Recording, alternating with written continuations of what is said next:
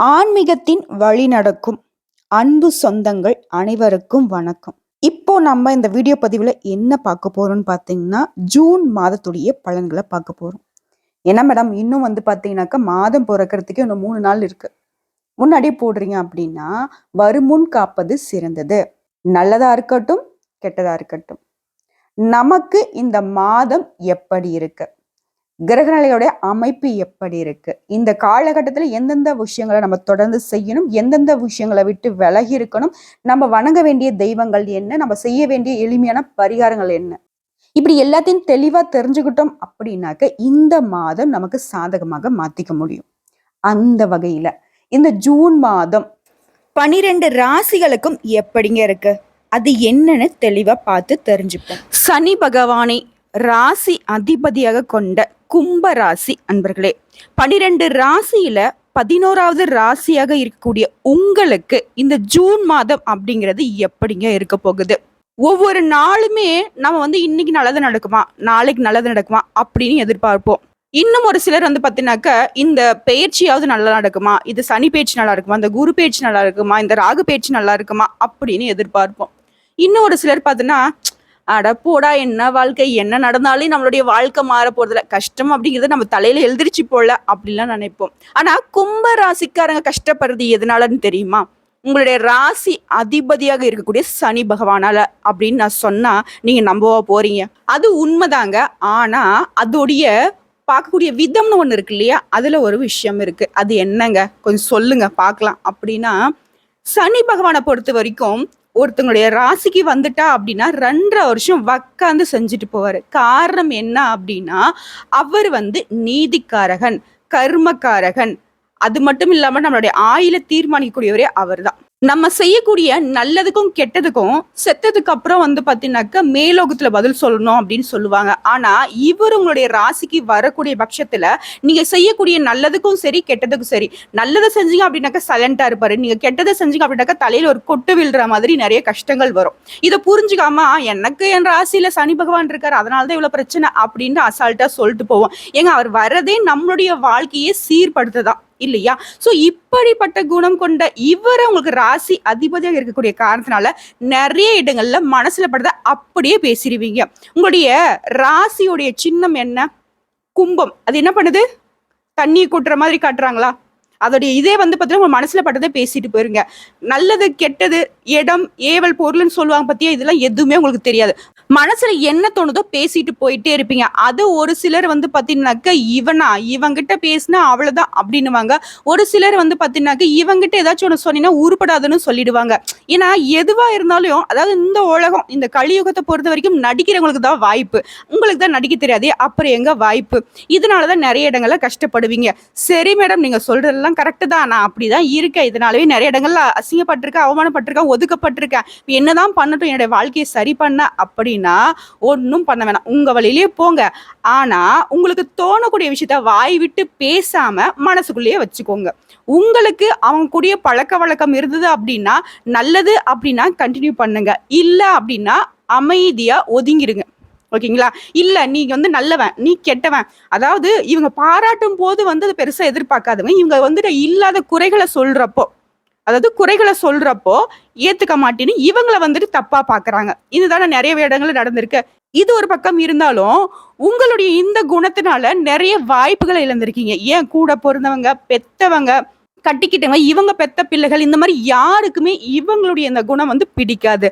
ஆனா இவங்களுடைய குணத்தை பார்த்தீங்கன்னாக்கா வெளியில இருந்து பாக்குறவங்க ச்சே அருமையான குணம்ப்பா அப்படின்னும் நிறைய பேர் சொல்ல கேள்விப்பட்டிருப்பீங்க. ஸோ இப்படிலாம் இருக்குது மேடம். கஷ்டம்தான், வாழ்க்கையே ரொம்ப கஷ்டம். சனி பகவான் என் தலையில உக்காந்துக்கிட்டு இறங்கவனா அப்படிங்கிறாருன்ற அளவுக்கு நீங்க கஷ்டப்பட்டுட்டு இருக்கீங்க. நான் இல்லைன்னா சொல்லல, தயவு செஞ்சு சொல்றேன். சனி பகவான் உங்களுக்கு ராசி அதிபதியாக இருக்கிறதுனால தான் உங்களுடைய வாழ்க்கை அப்படிங்கிறது ரொம்ப ஒழுக்கமா போயிட்டு இருக்கு. நீங்க ஒரு குட் கேரக்டர் அப்படின்னாவே அந்த இடத்துல கும்பராசி அப்படின்னு எழுதலாம். ஓகேங்களா? வாழ்க்கையை பார்த்தீங்கன்னாக்கா இப்படிதான் வாழணும், இப்படி வாழக்கூடாது, சீரம் சிறப்புமா வாழ்றதுக்கு எப்படி இருக்கணும், சீர்கெட்டு போறதுக்கு எந்த மாதிரி செஞ்ச நம்ம வாழ்க்கை சீரழியும் அப்படிங்கிறதுக்கு ஒரு அகராதியை நீங்க எழுதுவீங்க. அந்த அளவுக்கு பார்த்தீங்கன்னா ஒழுக்க சீலன் நீங்க. ஆணா இருக்கட்டும் பெண்ணா இருக்கட்டும், முக்கியமா கும்பராசி அந்த பெண்கள் இருந்தாங்கன்னு வச்சுக்கோங்களேன், அந்த வீடே ரொம்ப கட்டுக்கோப்பா இருக்கும் இல்லையா? சோ இப்படி இருந்தாலும் பொருளாதார ரீதியா பாக்குறப்போ நிறைய இடங்கள்ல வந்து பாத்தீங்கன்னாக்க இதன் காரணமாக வருமானம் இல்லாம இருப்பீங்க. வேலை இல்லாம இருக்கிறது அப்படின்னா கும்பராசிக்காரங்க நிறைய இடங்கள்ல வேலை வெட்டி இல்லாம இருப்பீங்க. உழைப்புக்கும் திறமைக்கும் வந்து பாத்தீங்கன்னா இவங்க பேர் போனவங்க தான். ஆனா இவங்களுடைய உழைப்பையும் இவங்களுடைய திறமையும் வெளிக்காட்டுறதுக்கு நிறைய வாய்ப்புகள் இல்லாம இருக்கும். ஸோ இந்த மாதிரி அமைப்பு எல்லாமே இந்த காலகட்டத்துல மாறப்போகுது. முக்கியமா அந்த ஜூன் மாதம் அப்படிங்கிறது உங்களுக்கு மாற்றத்தை தரக்கூடிய மாதமா இருக்குங்கிறத சொல்லி இந்த வீடியோ பதிவை ஸ்டார்ட் பண்றேங்க. பொதுவா வந்து பாத்தீங்கன்னா கும்ப ராசியோட குணத்துக்கு எந்த கடவுளை வணங்கணும்ங்கிறதையும் நான் சொல்லிடுறேன். ஃபர்ஸ்ட் அவரை வணங்கிட்டு இந்த வீடியோ பதிவை ஸ்டார்ட் பண்ணலாம். இந்த வீடியோ பதிவை பார்க்கக்கூடிய இந்த தருணத்திலே சொல்லுங்க, உங்களுடைய அதிர்ஷ்ட கடவுள்னே சொல்லுவேன் நான். யாரு தெரியுங்களா? சிவபெருமான். அது சிவபெருமான்ல கால பைரவரை வழிபாடு செய்வதன் காரணம் உங்க வாழ்க்கைக்கு ஒரு வெளிச்சம் கிடைக்கும். சரிங்களா? சோ இந்த வீடியோ பதிவு பார்க்கக்கூடிய இந்த தருணத்துல சொல்லுங்க, ஓம் கால பைரவரே போற்றி போற்றின்னு சொல்லிட்டு 3 முறை சொல்லி முடிச்சுட்டு நம்மளோட வீடியோ பதிவை பாருங்க. முடிஞ்சுன்னா கமெண்ட் பாக்ஸ்லயும் பதிவிடுங்க. ஏன்னா மேடம் வீடியோ பார்க்கறதே பெருசு, இதுல வேற கமெண்ட் பண்ண சொல்ற, சாமி பேரை சொல்ற அப்படின்னு கேட்கிறவங்களுக்கு நான் ஒரு விஷயம் சொல்லிக்கிறேன். கடவுளுடைய அருள் வந்து பாத்தீங்கன்னாக்க தூண்லயும் இருக்கு, துரும்புலயும் இருக்கு. நீங்க அந்த 3 வார்த்தை சொல்லுவீங்க இல்லையா, அந்த செகண்ட் வந்து சிவபெருமானை நினைச்சுதானே அந்த வார்த்தையை சொல்லுவீங்க. அப்ப அவர் வந்து உங்க மனசுக்குள்ள வரும் பொழுது உங்களுக்கு உள்ளுக்குள்ள இருக்கக்கூடிய அந்த கெட்ட எண்ணங்கள், அது எதிர்மறை எண்ணங்கள், கெட்ட எண்ணம்னு சொல்லக்கூடாது, எதிர்மறை எண்ணங்கள், நடக்காது, இது கிடைக்காது, இப்படிங்கிற எண்ணங்கள் வெளியில போகும். புரியுதுங்களா? இதுக்காக தான் வந்து பாத்தீங்கன்னா கடவுளுடைய நாமத்தை வந்து அனுதினமும் சொல்லணும் அப்படின்னு பெரியவங்க சொல்லி கொடுத்துருக்காங்க. சோ அந்த வகையில தான் சொல்றேன், உங்களுக்கு மாற்றத்தை தரக்கூடிய மாதமா இருக்கக்கூடிய இந்த ஜூன் மாதத்துடைய பலனை தெரிஞ்சுக்கும் போது கடவுளுடைய நாமத்தை சொல்லி ஸ்டார்ட் பண்ணலாங்கிறதுனால தான் உங்களுக்கு சொல்ல சொன்னேன். விருப்பம் இருந்தா சொல்லுங்க, நல்லது நடக்கும். சரிங்களா? அந்த வகையில ஜூன் மாதத்தை பொறுத்த வரைக்கும் நம்மளோட ஒவ்வொரு நாளும் வந்து பாத்தீங்கன்னா அந்த கிரகங்களுடைய அமைப்பின் காரணமா தான் நடக்குது. அந்த வகையில ஜூன் மாதத்துல புதன் பகவானை பொறுத்த வரைக்கும் சுகஸ்தானத்துல இருந்து பஞ்சமஸ்தானத்துக்கு மாறிட்டாரு. அடுத்ததா வரக்கூடிய 13/6/2024 அன்னைக்கு சுக்கிர பகவான் சுகஸ்தானத்துல இருந்து பஞ்சமஸ்தானத்துக்கு மாறாரு. இவரை அடுத்து 15/6/2024 அன்னைக்கு சூரிய பகவான் சுகஸ்தானத்துல இருந்து பஞ்சமஸ்தானத்துக்கு மாறாரு. அதற்கு கடைசியா வந்து பாத்தீங்கன்னா இந்த மாதத்துல இறுதியா 26/6/2024 அன்னைக்கு புதன் பகவான் பஞ்சமஸ்தானத்துல இருந்து ரண ருண ரோகஸ்தானத்துக்கு மாறாரு.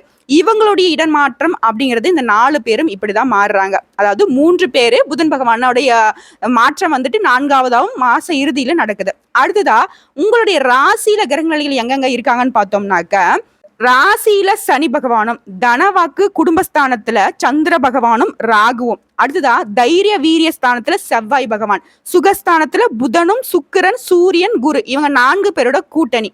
அடுத்த அஷ்டமஸ்தானத்துல கேது. இப்படிதாங்க இந்த கிரகங்களுடைய அமைப்பு இருக்கு. இவங்களுடைய அமைப்பின் காரணமா கும்பத்துடைய பலன்கள்னு பார்த்தோன்னா, உழைப்பதற்கு அஞ்சாத கும்ப ராசிக்காரங்களே, உங்களை பொறுத்த வரைக்கும் நீங்க எதுலையுமே வெட்டு 1 துண்டு 2ன்னு பேசிடுவீங்க. நான் முன்னாடி சொன்ன இல்லையா, மனசுல பட்டதை பேசிட்டு போயிட்டே இருக்கிறவங்க தான். என்னடா இவன் மனசுல பட்டதெல்லாம் இப்படி கொட்டி தீத்துட்டான்னு சொல்லுவாங்க இல்லையா, அது உங்களுக்கு தான் பொருத்தம். ஓகேங்களா? சோ இப்படிப்பட்ட உங்களுக்கு இந்த மாதம் சகோதரர்கள் வகையில ஏதாச்சும் மனத்தாங்கல் ஏற்படுறதுக்கு வாய்ப்பும் இருக்கு, அது மறைஞ்சும் போகும். ஓகேங்களா?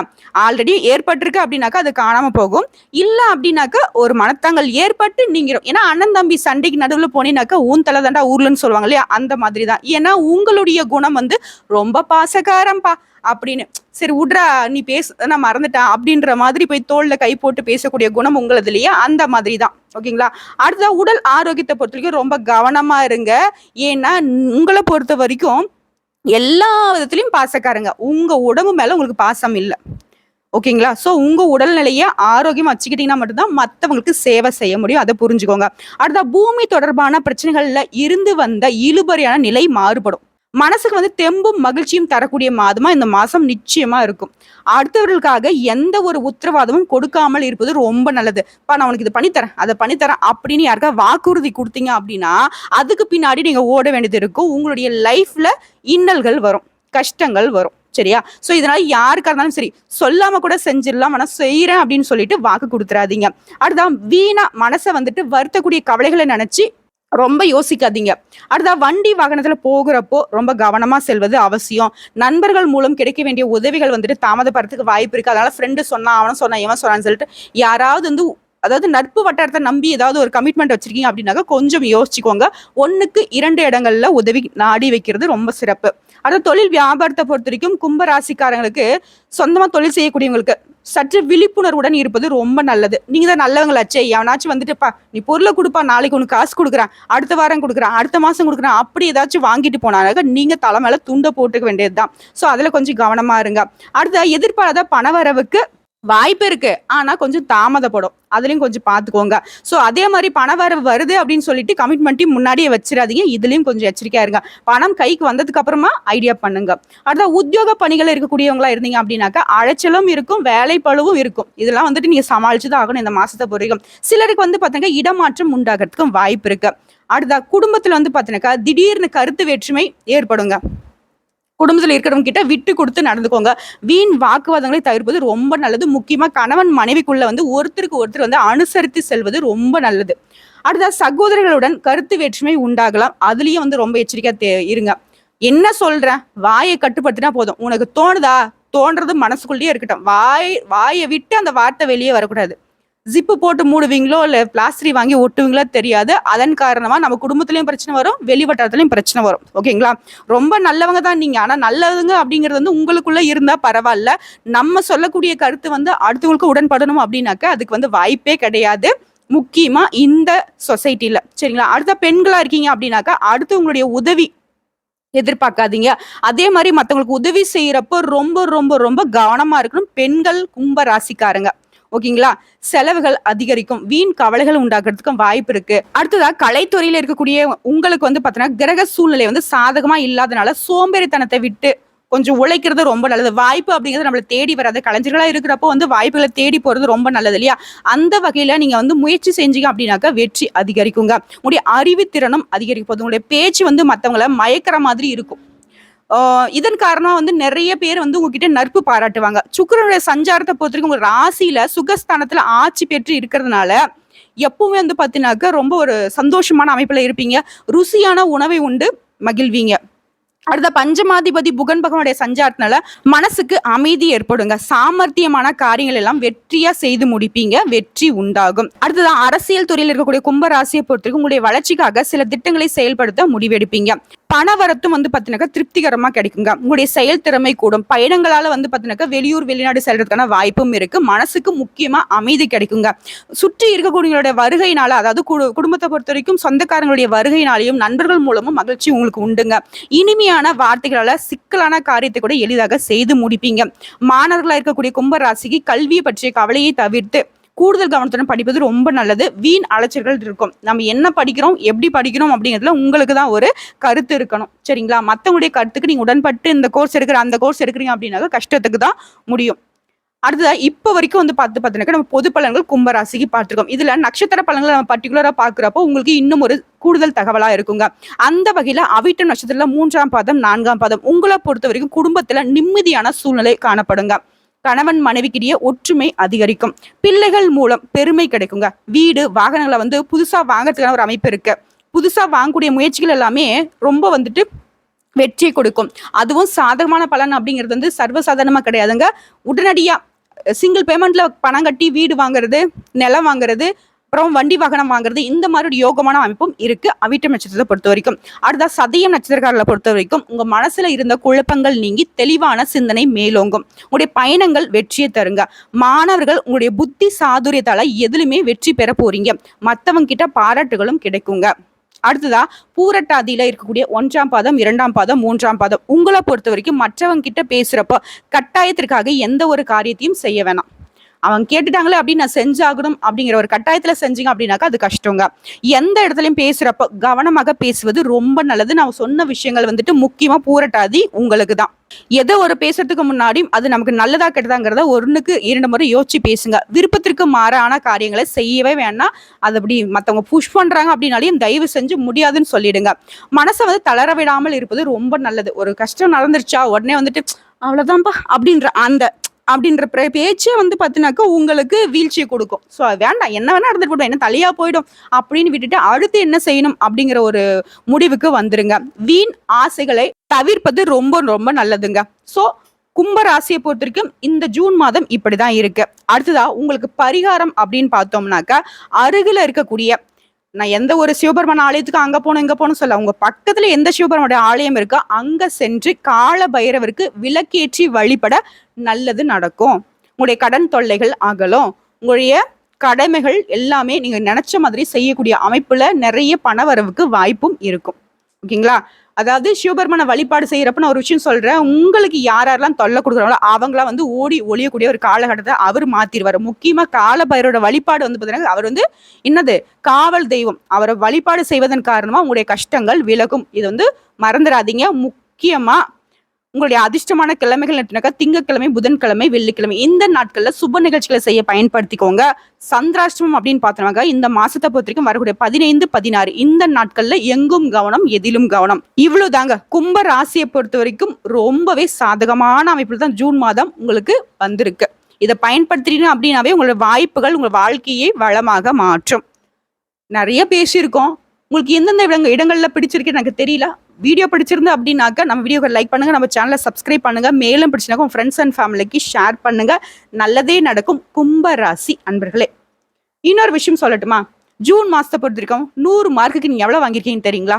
98% உங்களுக்கு சாதகமாக தான் இருக்கு. அந்த 2% சரி செய்யறதுக்கு தான் சிவபெருமான வழிபாடு செய்ய சொல்லியிருக்கேன். தயவு செஞ்சு அவரை வழிபாடு செய்யுங்க. ஓம் கால பைரவரே போற்றி போற்றி.